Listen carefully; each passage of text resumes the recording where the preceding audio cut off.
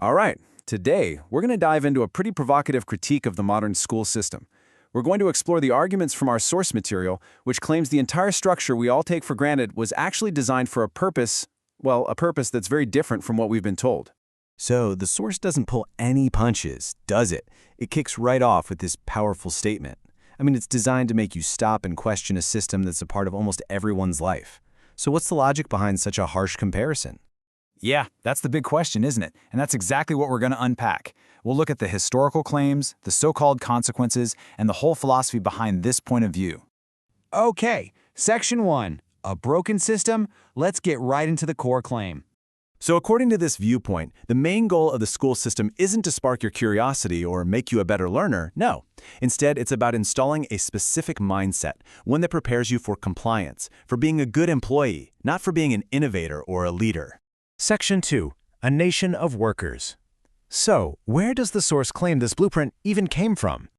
The source points directly at one man, John D. Rockefeller. Back in 1903, he founded the General Education Board. Now, the stated goal was to standardize education, which sounds fine, but the source alleges its true purpose was to mold a compliant, obedient workforce perfectly suited for the industrial age. And this quote, which the source attributes to Rockefeller, pretty much sums up the entire argument. The idea that the whole system was deliberately engineered to value labor over intellect and obedience over originality.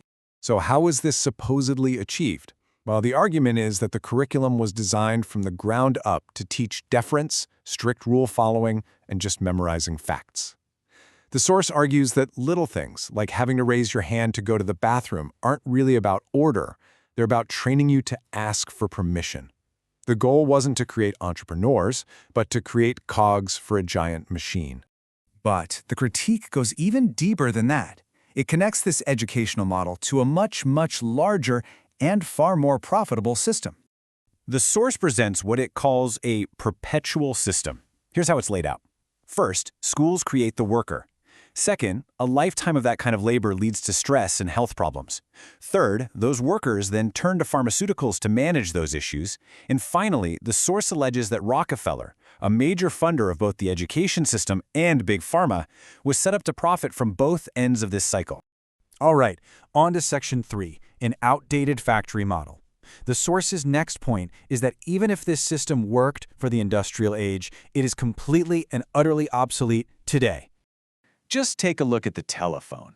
The evolution over 150 years is absolutely staggering, right? We went from a simple device wired to a wall to a literal supercomputer in our pockets. And it's the same thing with the automobile.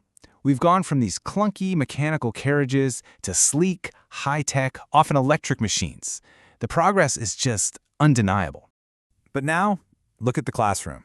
As the source points out, while all this other technology has taken these massive leaps forward, the very system meant to prepare us for it has basically stood still. It's stuck in a 19th century model. So is it preparing students for the future, or is it preparing them for the past?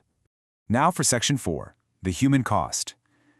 So what is the alleged impact of this outdated system on the students themselves? The source argues it's a tremendous human cost. The source points to this fundamental contradiction. In school, you're punished for making mistakes. You're told to work alone. In fact, cooperating is called cheating. And you're taught that there's only one single right answer. But in the real world, success depends on learning from failure, on collaboration, and on creative problem solving. The argument is that the system paralyzes you for real life. And here are the supposed consequences of that. The system crushes a child's natural curiosity. It forces the brightest kids to move at the slowest pace, which the source claims often means smart kids never develop real discipline. A kid with tons of energy becomes a problem. A natural comedian is told to be quiet. Individuality gets stifled. And the critique gets even more severe here. The source claims that instead of changing the system to fit the child, we often change the child to fit the system, and it alleges that this is sometimes done by medicating them into compliance. Okay, on to our final section, the employee mindset. So what does the source consider the ultimate product of this whole system? Well, it's a specific way of thinking. And that is the employee mindset. It's a state of mind that's been conditioned to choose the safety of a paycheck over the risk of a new idea, to follow orders rather than challenge the status quo, and to consume what others have made rather than creating something new yourself. This quote from the source frames that regular salary not just as compensation, but as the kind of sedative, something that makes it easy and comfortable to just stay put, to trade your biggest ambitions for predictable security. And this brings us to the final, really damning conclusion from the source material. A system that teaches you to play it safe and avoid mistakes at all costs is, by its very nature, anti-education. And why? Because true learning, real growth, only ever happens when you are willing to fail. Ultimately, this entire critique isn't just about a system, it's about our individual potential. The source material presents this powerful challenge, and it leaves us with this final thought. If the system you were raised in was designed to set limits on you, what becomes possible when you decide to set your own?